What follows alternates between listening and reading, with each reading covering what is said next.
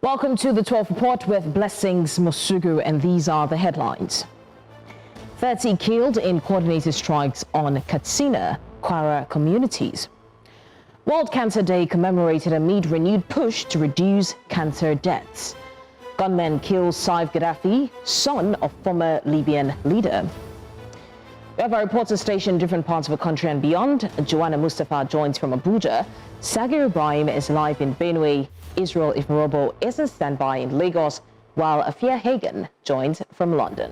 We've got the details in a moment. Now let's start with security matters, where no fewer than 30 people were killed on Tuesday in separate bandit attacks on rural communities in Katsina and Kwara states, triggering fresh displacement and destruction of property. In Katsina State, at least 20 villagers were reportedly killed when gunmen attacked Doma community in Tafoki ward, Faskari local government area. Residents say the assailants invaded the area unchallenged, killing residents and setting houses and vehicles ablaze. Chairman of Faskari local government area, Surajo Aliyu, confirmed the attack, describing it as a reprisal and the deadliest in the area in recent months. He said the victims' bodies had been recovered and burial was scheduled for Wednesday. Sadly, we're still talking about violence. In Benue State now, fresh violence has once again shaken parts of the state as suspected herdsmen launched a deadly attack on a Bande settlement in Kwande local government area on Tuesday. The assault, which occurred on a busy market day, left at least 17 people confirmed dead, including a mobile police officer, with several others still missing as search efforts continue. According to our sources, homes were set ablaze, residents were forced to flee, and motorcycles were reportedly taken by the attackers. By late last night, all recovered bodies had been moved to Jato Aka. The incident has again raised serious concerns over the absence of adequate security in Turan, an area repeatedly hit by violent attacks. Meanwhile, residents of Yelwata community in Guma local government area of Benue State have begun returning to their ancestral homes months after devastating attacks forced them into displacement in June 2025. The homecoming follows a massive reconstruction effort fueled by private philanthropists and a multi-billion naira resettlement project recently flagged off by the state government. While over millions of naira in private housing interventions and a 1 billion naira donation from the First Lady, Remi Tinubu, have provided new roofs for many, the returnees say the journey to food recovery remains still a challenging task. We lack so many things: food, shelter, water, health. For the past year, a crop was not harvested here in Yerwata.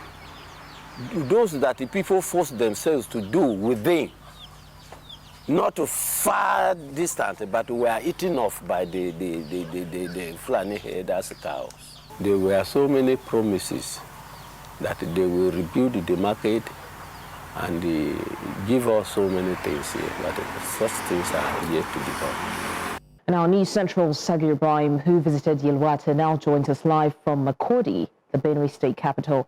Sagir, now you mentioned that many houses have been rebuilt through private and government efforts. But what is the current state of the public infrastructure, like the schools and clinics, that these families desperately need? Good afternoon, Blessings. It's in bad shape. It's in bad shape. We visited the primary school in the location, and we saw the state of infrastructure there. The chairs, there's not so many chairs, not to talk about the fact that the chairs are not in good shape. They are attached to the clips that have been sent and of course should be rolling on the screen. But also we went ahead to visit the health facility in Yelwata. Particularly the Kindred head had called on the government to possibly assist them in the community by converting that health facility, a very small health facility in terrible shape, from a primary health care center to a general hospital to at least cater, for the health needs of residents of these communities. He had described a terrible situation where they would have cases of accidents and that would not be able to be handled in this hospital. And then The Yelwata community is around 50 kilometers, exactly 50 kilometers away from Makurdi here, the state capital. And he had described situations of how they would sadly lose the patients who had been involved in either accident or who have had one form of health challenge or the other, simply because they had to transfer the patient from Yelwata community to the state capital, and during the process of transportation, the patient dies in the process. So these are issues, aside the fact that the community had suffered attacks from these bandits, had been displaced and dislodged because of this attack by these bandits, had been in IDP, internally displaced persons camp, for over 6, 7, going to 8 months now, but thankfully have now returned. But then returning back to the community is also a challenge on its own because of the fact that you have to rebuild. The government has provided help in terms of creating a layout for the recreation of a facility which would include homes, hospitals, and of course new schools. But the question here is how long that is going to take, before it's completed and before all of these IDPs who are settled somewhere on a temporary basis would be able to return.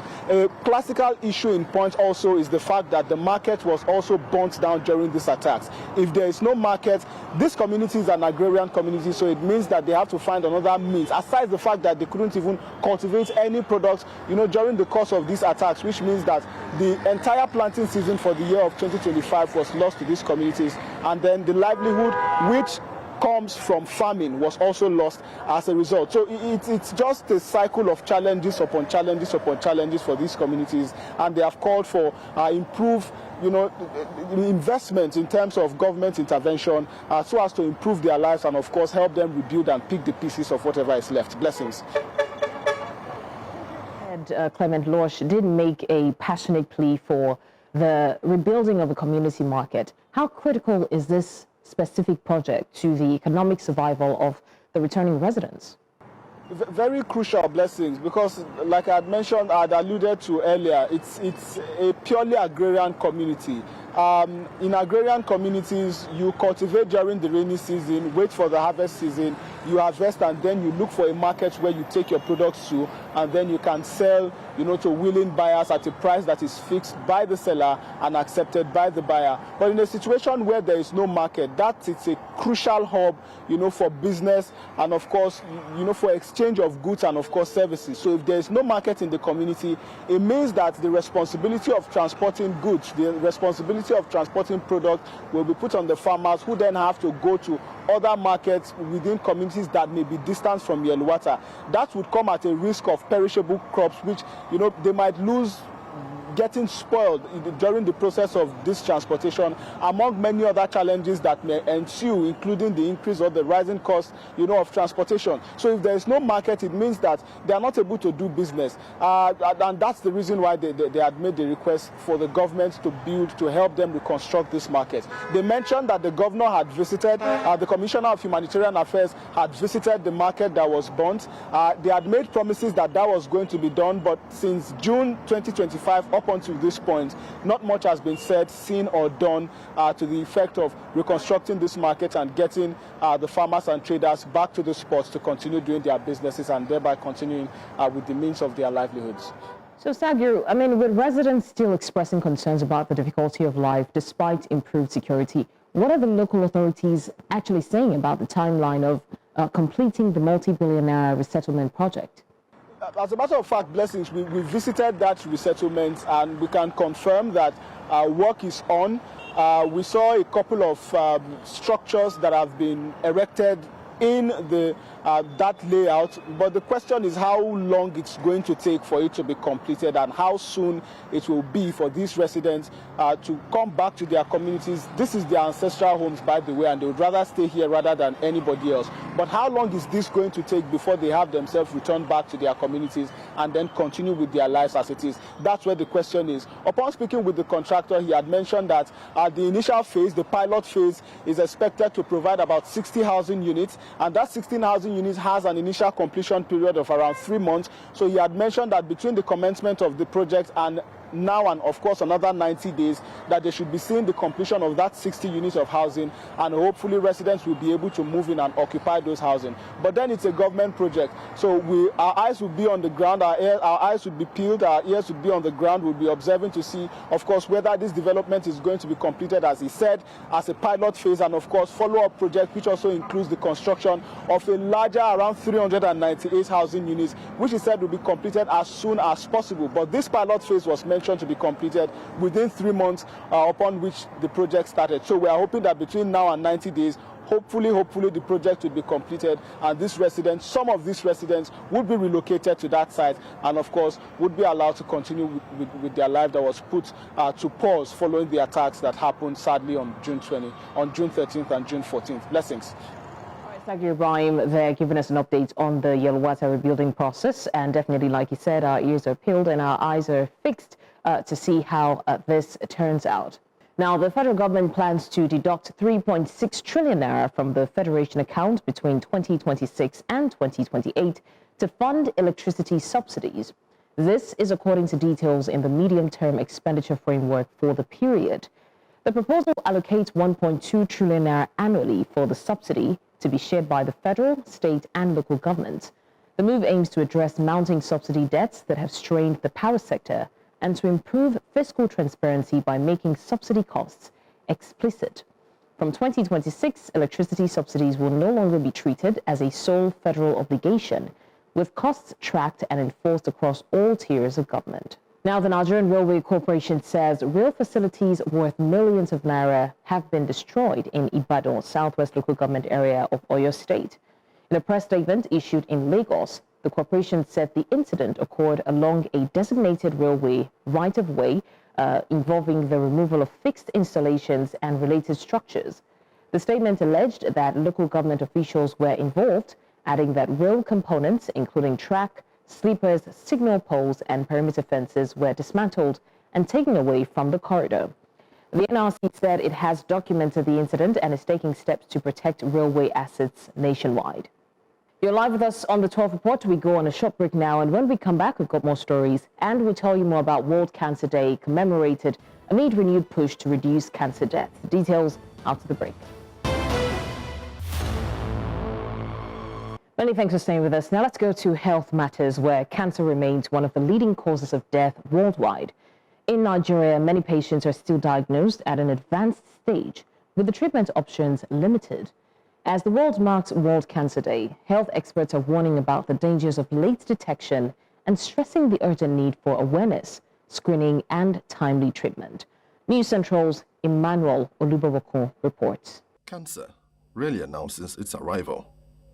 It creeps in quietly, often unnoticed, until the signs become impossible to ignore. World Cancer Day, observed every 4th of February, draws global attention to a disease that continues to claim millions of lives, many from cancers that are preventable or treatable when detected early. In Nigeria, the reality is even more troubling. Late diagnosis, fear, stigma, and the high cost of treatment mean many patients seek medical help only after the disease has progressed. Breast, cervical, and prostate cancers remain among the most common and deadliest, leaving families devastated and communities in mourning. Some people say it's a death sentence, but the good thing is that some cancers can be curable or even prevented if they present on time. Okay, I know it's not easy. Cancer management can really be a bit heavy on the patients.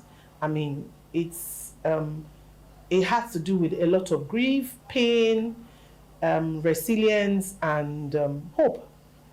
We should individualize these patients' cares. We should individualize their treatment, their problems, and make ourselves available to help them. Yet, behind every diagnosis are stories of courage, resilience, and survival.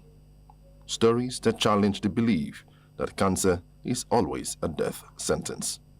Mom Josephine asked me to be attending the meeting. Through that meeting, I came to the knowledge of cancer. Since then, I've been, preventing my skin. The experience is very, very bad. Some severe pains. At times, I won't be able to sleep. I will not be able to sleep. When that chemotherapy is done initially, maybe some few minutes, you start paining, you swell up. The thing will swell up. You bring out series of color. You can see now there's nothing there now. The chemotherapy have, clear everything. The one at the back, it got to some weeks or months before it can be healed with treatment, with drugs and injection. Health experts say fear and silence remain some of cancer's deadliest weapons. They stress that regular screening, open conversations, and community support can significantly improve survival rates. The cancer diagnosis is not a death sentence. If you catch it early, you can cure. If we have the screening culture, it will go a long way in the treatment outcome. Then our mindset, there is no excuse for ignorance. We should all go out there, be our brother's keeper. You see people in this condition, or you've gone through this treatment and you saw that your treatment was successful, and you see somebody else in this kind of situation, encourage them and push them out. So by working on the modifiable risk factors that we have power over, we will have a better chance of preventing these cancers. As the world marks World Cancer Day, the message is clear. Replace fear with knowledge, silence with action, and stigma with support. Because in the fight against cancer, awareness can mean survival, and early action can mean life. In Lagos, for News Central, Emmanuel Olubobokun. All right, to discuss more on this, we're joined by consultant oncologist Dr. Demola Oyekon. Thank you so much for joining us. I mean, the world marks World Cancer Day, and honestly, there's nothing to celebrate because the number of mortality from cancer keeps increasing, especially in this part of the world. So my first question would be, why are so many cancer cases still diagnosed in the late stages, and how does that affect the or reduce the patient's chances of survival? Yeah, so thank you for having me. It's important to know that people are not aware of some of these cancers. The ones that are common really, like breast cancer, the way they present with lumps or pain or discharge from the breast. People may not really pay attention to some of those things, especially in women. The other cancers really are in some parts of the body that may not give a specific symptoms. We call them unspecific symptoms. And when that happens, they may treat it as maybe a minor ailment. Some treat abdominal pain as typhoid most of the time, and they go on and on visiting either pharmacies or a chemist shop, or just go to a hospital and they want to get treatment for typhoid. And once they feel better, they just feel that they are okay, rather than going forward to find out why that is persisting. So things like that would allow some of these things to thrive. Things like breast cancer, patients mostly present with a painless lump, all right? And because it's painless, they would rather say, oh, it's not really affecting me, so why do I need to pay attention to it? But this thing is increasing in size, it's growing, it's already causing some damage. So by the time they will present to us, we also have some systemic problems. When I mean systemic problems, I mean referrals. All right, so patient may actually pick some of these things, and before they get to the people that will really help them, it may take a lot of time. So basically, there are some people that will get advice from family and friends and say, okay, why not do this, try this, and all that. So before the patient eventually presents to the people that will really be able to help them, time has gone. And so these are some of the things that actually cause, people to present late most of the time. And then also, sometimes people would actually realize that even if there's something to this, even if this is a cancer, can I afford to get it treated? So, I mean, and you know, this is our Yoruba adage that says, what you don't know cannot kill you. So, I mean, they still believe that if you don't find out what it is, let me rather just sit still and not really do anything about it. So these are some of the things that propagate this attitude, this behavior. And I mean, a lot of awareness actually has been going on, and been trying through social media, through forums like this, to make sure that we pass on these messages, go to churches and mosques to ensure that people are aware that to pay attention to the things that matter when it comes to these symptoms. Okay, you talked about overlooking some of these symptoms. What early warning signs, especially of cancer, do people commonly ignore or misunderstand? And again, what is the guarantee that even if they, you know, notice the early signs and go for treatment, it can be tamed? Okay, so for different cancers, there are different signs. Some are not specific. But for the common cancers like breast, it may just be a breast swelling, a lump, a swelling in the armpit, or abnormal discharge. For colon cancer, it may just be blood in the stool, noticing that I mean, you're constipated, or passing dark stool may be a sign of something going on in the stomach. For prostate, it may just be nothing specific really, but I mean, we usually advise that people will check their prostate specific antigen, which is the PSA. So some of these things are, I mean, they are specific to different cancers, but what is common to all of them is unintentional weight loss, reduced appetite over time, weakness that cannot really be explained. All right, so these are not specific, but I mean, it can be associated with some of these cancers. That somebody is experiencing this does not mean that it is cancer, but the person should get checked.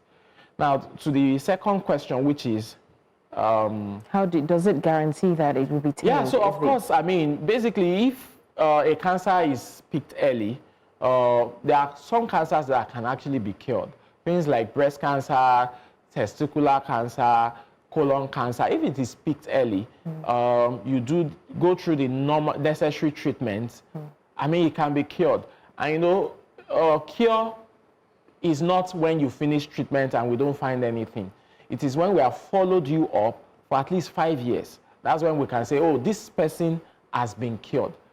Instead of, I mean, when you finish treatment and, you know, people will just go away and disappear and they feel that. So we usually encourage that people, after they have completed their treatment, they should still continue to come for follow-up so that we can continue to monitor them while they are in remission. Then after a period of time, we can now say that, okay, we are sure that they've been cured. So we've talked about how people ignore warning signs, but there's some people who do not ignore the warning signs, but do not have access or cannot even afford some of these cancer screening services across Nigeria. So what is the level of accessibility and affordability? Yeah, so that's where the healthcare system comes in. And I mean, for me, I believe I'm doing some forms of advocacy here to appeal to the government to, you know, to invest more in health infrastructure and healthcare financing, ultimately, because these things are not cheap. Cancer care globally is very expensive. From the screening to the treatment, they're expensive. But what will make it easy for people to be able to access it is to get people on healthcare insurance. About 90 to 95% of Nigerians are still paying out of pocket for some of these tests. So if you tell somebody that is selling foodstuff by the roadside to go and buy, I mean, to go and get treatment, I mean, give them money to go and get treatment, they would rather use it to maybe invest in their business or invest in property. So it's not really, it's also an attitude problem, in a culture of not really taking care of oneself. I mean, we prefer to just spend the money on something else rather to on using it to look after oneself. So these things are expensive. Patients can access it, but not accessible for everybody. So what will make it available or accessible to everybody is government interest to ensure that everybody is enrolled on the healthcare insurance so that it will be easy for them to access it, whether they pay or not. They may even pay a token, like maybe a lower token for the healthcare insurance, and then they'll be able to access these screening programs. Okay, so the challenge here is Nigeria has a growing cancer burden, right? But are there enough oncology specialists and even treatment centers to match the growing concerns? No. So, I mean, Nigeria has a population of over 200 million, and currently we have less than 70 oncologists in Nigeria, trained oncologists in Nigeria. And then the treatment facilities that are available, we have them springing up. I mean, the government actually, they are doing a lot, but we don't have enough. They are springing off, trying to equip them. They are not yet properly equipped for us to be able to deliver this treatment properly. One of the important equipment that we use in cancer treatment is a radiotherapy machine. And as of now, I think we have just about 11 to 14 centers having these machines functioning to serve a population of over 200 million. It doesn't match. All right, well, we have come to the end of this conversation. I mean, I would have loved to continue the conversation. The world is marking World Cancer Day, but we are not seeing any significant, improvement, especially in this part of the world. And unfortunately, we're hoping that this will shine the light on, especially awareness. You know, people should no longer take for granted the small signs. But we want to appreciate you, Dr. Demola Oyekon, for joining us. Thank you so much for your time with us. Yeah, thank you. An absolute pleasure. Yeah. All right, you're live with us on the 12 Report. We go on a short break. When we come back, we've got more stories. Do stay with us. Many thanks for staying with us. Now let's go to the ongoing Nigeria International Energy Summit. Today is the day 3 of a summit, which is opened with renewed calls for stronger collaboration between international and local energy companies to drive value across the sector. Industry leaders and global energy firms emphasize the importance of bilateral partnerships in boosting investment, technology transfer, and sustainable growth. Speakers also urged regulators to adopt a more responsive and inclusive approach, noting that effective engagement with stakeholders is critical to addressing challenges and unlocking Nigeria's full energy potential.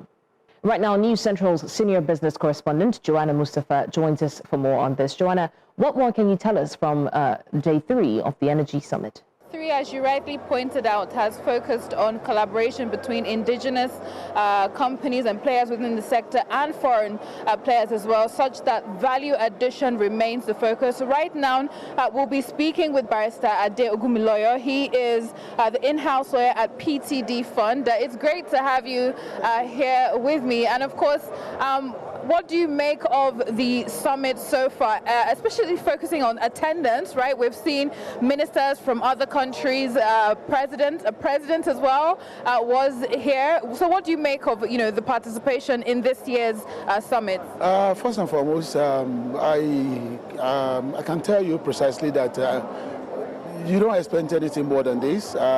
It's been awesome.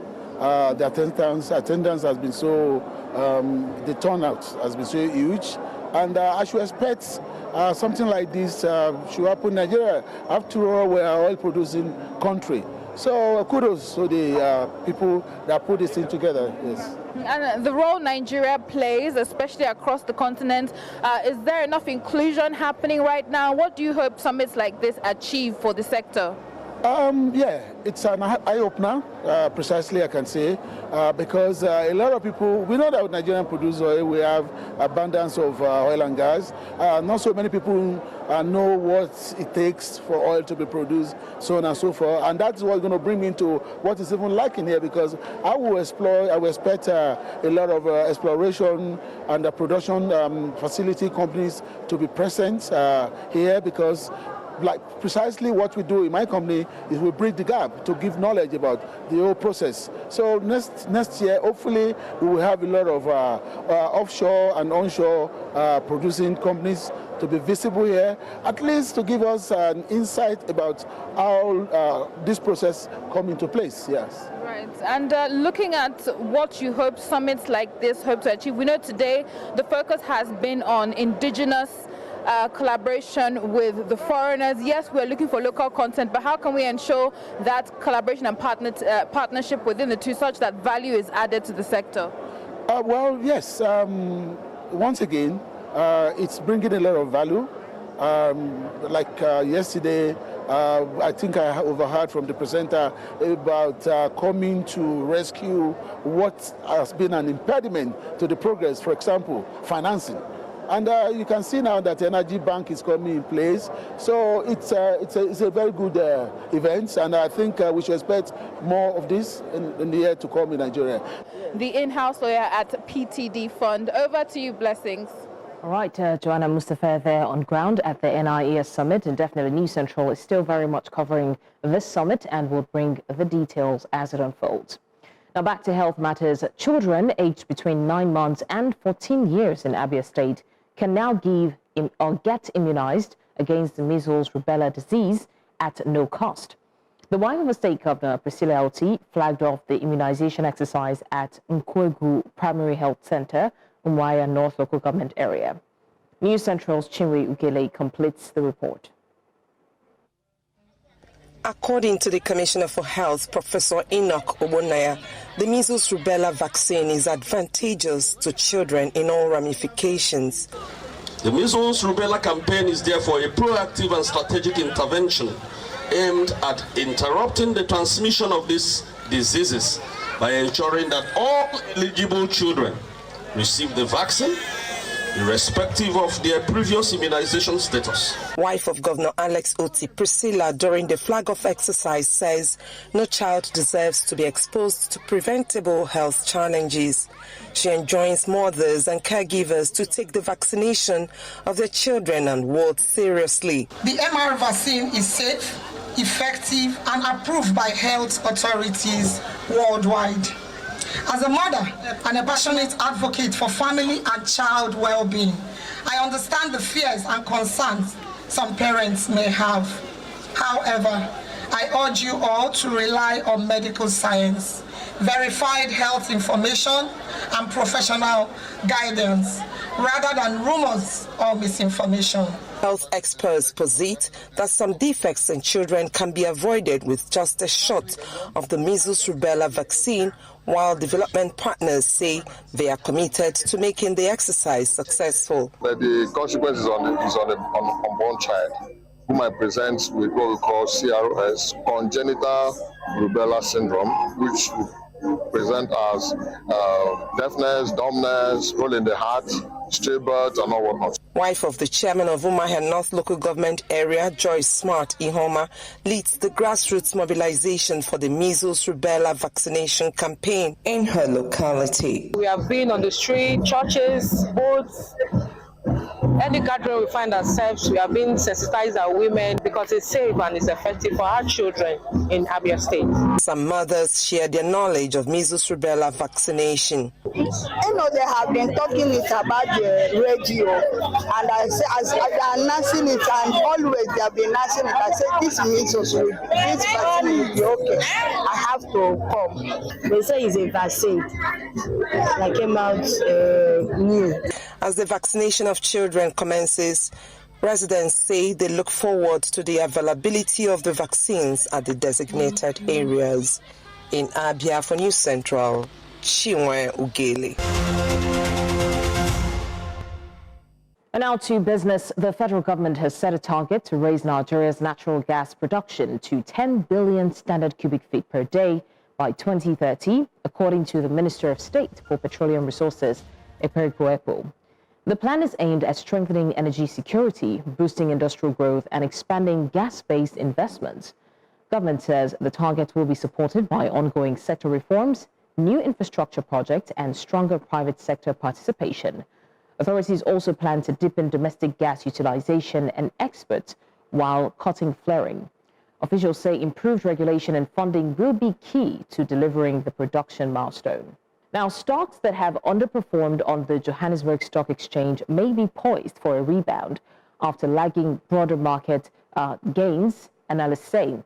Companies in sectors including retail, financials, and selected industrials have seen share prices trail in index leaders despite improving economic indicators and renewed investor interest. Market strategists argue that relative valuations, stronger earnings prospects, and stabilizing macro conditions could support a recovery in these lagging stocks if sentiment continues to improve. Broader market momentum driven by optimism around corporate earnings and policy clarity may help lift these underperformance in coming sessions. And now, still to come, UK police probe ex-minister Mandelson over alleged Epstein information leak. We have the details after the break. Stay with us.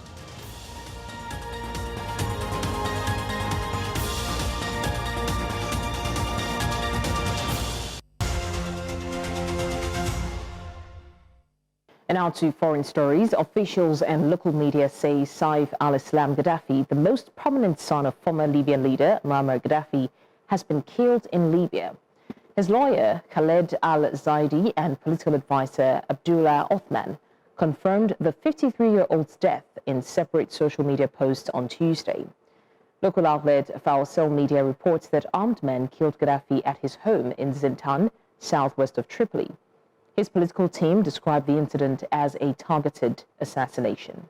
And now, Andrew Mountbatten Windsor, formerly Prince Andrew, has officially vacated Royal Lodge in Berkshire after more than 2 decades of residence. The move follows an order from his brother, King Charles III, to surrender the lease amid renewed scrutiny of his past connections to convicted sex offender Jeffrey Epstein. He's temporarily relocating to a property on the Sandringham estate in Norfolk and is expected to move to Marsh Farm once renovations are completed. Thames Valley Police have announced they are investigating newly surfaced allegations involving Mountbatten Windsor. Meanwhile, the Metropolitan Police have opened a criminal investigation into Peter Mandelson over allegations of misconduct in public office. The probe follows claims that the former Labour Minister and UK Ambassador to the United States shared market-sensitive government information with convicted sex offender Jeffrey Epstein. Emails released by the U.S. Department of Justice suggest that Mandelson, while business secretary under former Prime Minister Gordon Brown in 2009, forwarded sensitive material to Epstein.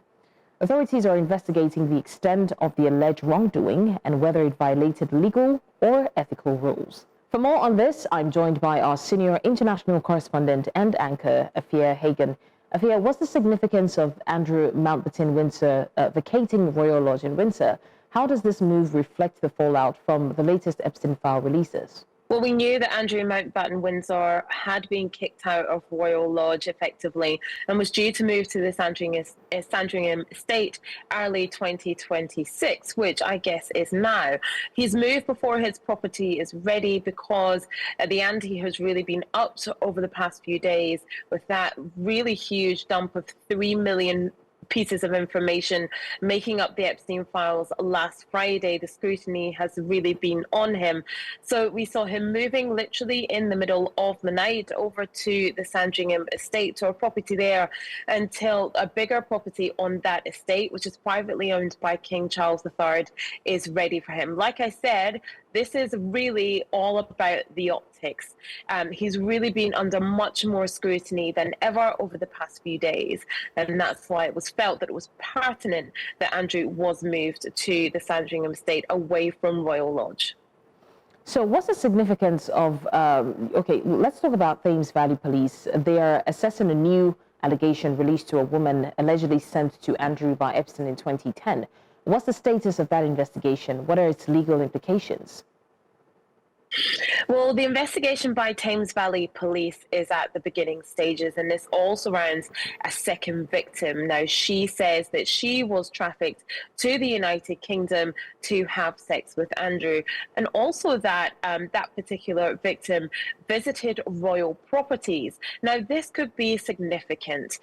If Thames Valley Police decide to pursue this investigation, or if the victim herself or themselves with their lawyer decides to put forward a private case, then what we could see is one of two things. First of all, previously when we had a case against Andrew, when he was Prince Andrew, Virginia Giuffre brought her case. That was a civil case that was settled out of court by Andrew and Queen Elizabeth II, thought to be around the tune of £12 million. That's thought to be how much Andrew paid Virginia Giuffre. Now, where we are now, Andrew does not have the money to pay off anyone. And King Charles III absolutely could not be seen to be paying off anyone involved in the Epstein files. Not now that we know that Andrew has not been truthful about some elements that he has spoken about. We do have to say that he denies all the allegations against him. However, if we get to a point where this does go to court or there is an investigation, what we will have is the details of what happened. So then we get to know who knew what, where, when, how, and why. Essentially, how this person was able to get into royal palaces, royal homes, because they would have to sign in, because there would have to be security, and therefore who knew that Andrew had these type of guests behind royal walls. And that could be much more damaging to the royal family, to the crown, as we go forward, if we find out that anybody else in the royal family knew, or that security was so lax or allowed these type of visitors into these royal palaces. So the British police have launched a criminal investigation into Mandelson over alleged leaks of confidential government information to Epstein. What are the key legal questions in this probe? Yeah, so this is a different police force. This is the Metropolitan Police Force that have launched an investigation into Peter Mandelson and what he did when he was the business secretary, what information he perhaps leaked to Jeffrey Epstein, market-sensitive government information. That's what they are looking at in relation to things like government responses to the 2008 financial crisis, for instance, or Brexit. So the key points are this: they're looking at whether these market-sensitive information points were leaked, whether disclosures, if proven, amounted to misconduct in public office, and also whether any financial or personal benefit resulted from that relationship between Mandelson and Epstein. These matters include high-level government documents, so the investigation will focus on whether ministerial or civil service rules were violated and if the alleged conduct meets criminal thresholds rather than just ethical or administrative breaches. These are the key things that the police will be looking at.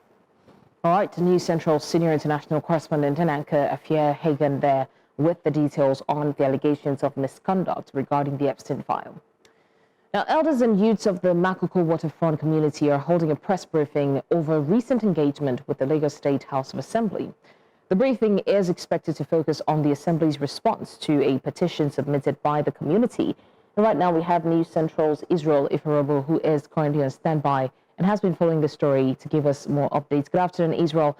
A meeting was held on Tuesday, as we mentioned here at News Central, with the Lagos State Assembly lawmakers. Can you give us a sense of what transpired that Tuesday and what the outlook is like? Yesterday, a meeting was held between the Makoko waterfront community with members of the Lagos State House of Assembly.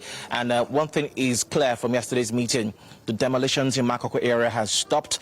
The assembly members will also do an on-the-spot assessment of the demolition process and then investigate and find out how they can move forward from this. Today's press briefing is solely to hear from the Makoko residents what's their stand on yesterday's meeting with the lawmakers. Quickly now, let's just talk to two gentlemen here who are members of the Makoko community here to give us an insight into what this press briefing is all about. So talk to us. This is News Central. Tell us your name and what are the things that you want to clarify from yesterday's meeting with the lawmakers. Thank you very much. My name is Idu Israel, youth coordinator of Makoko community, and thank God I was at the meeting yesterday.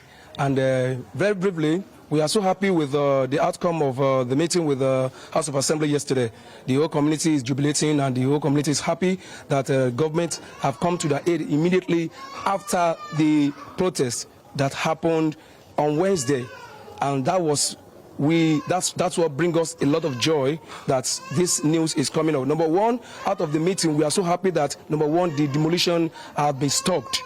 Number two, we are happy that government is trying to engage the community in order to see the process to compensate and also to bring people whose house have been demolished and bring back to normal settlement. Then number two, we are so happy that they said they are going to make sure that the people of the community stay in that community, of them be removed from the community totally. And then finally, we are happy that government is going to engage the community into every process, especially the youth, to be involved in every process that is going to happen in Makoko community. This is a very great news. And we say that thanks be to God, if not for the CSO people and also the activists who came up to fight, to defend, to support, to guide, to lead the community how to go about it. Right. Thank you so much. Thank you so much. Okay, so Blessings, that's exactly what the mood is like here at Makoko community. All right, Israel, if you can hear us, thank you so much. That's Israel Iforobo on standby, who has been covering the story regarding the Makoko demolition dispute. Once again, we want to spotlight security. Now, the recent confirmation that the United States is sending a small military team to Nigeria does not exist in a vacuum. It comes on the heels of a brutal bombing in the north, if you remember, on Christmas Day, that reminded everyone that the security situation is still very much deteriorating. Now, the promise of short-term tactical support might look like progress on paper, but it does not suddenly erase the deep structural issues that make terrorism and insurgency so hard to defeat. The bombing doesn't seem to have fixed anything. In fact, if at all, it highlighted the reality that without credible intelligence, better resource troops, and real community buy-in, these attacks continue. I mean, of course, a small advisory team can help with training, intelligence sharing, and maybe better coordination, but this is not a permanent fix. Insurgency will not go away because foreign advisors show up. Nigeria's security forces have to be empowered and trusted by Nigerians first, because right now, many people see this as outsourcing Nigeria's security, and that breeds distrust. Then there is, of course, a speculation about U.S. motives. Of course, people would ask, what does America want out of this? Nigeria is rich in resources, has strategic location, and is a key player in West Africa. And if we cannot protect our own citizens and have to rely on the U.S., that shakes confidence in the Nigerian military and in the leadership overseeing them. At the end of the day, Nigerians want peace. We want effective security that protects communities and prevent bombings and holidays. External support must be structured in a way that strengthens Nigeria's security and also strengthens the trust in the system and does not make it weaker or more dependent. Real peace requires Nigerians to lead the fight against insurgency. External allies can help, but they cannot replace that fundamental truth. And that's all on the 12 report for today. Do well to send in your eyewitness report on the WhatsApp number that you can see on your screen, because we want to see what you see. Also follow us on social media. We are at News Central TV. Now you can watch News Central live on DSTV channel 422, GoTV channel 23, Star Times 274, Avid TV, and of course live on YouTube. Many thanks for watching. I'm Blessings Osugu.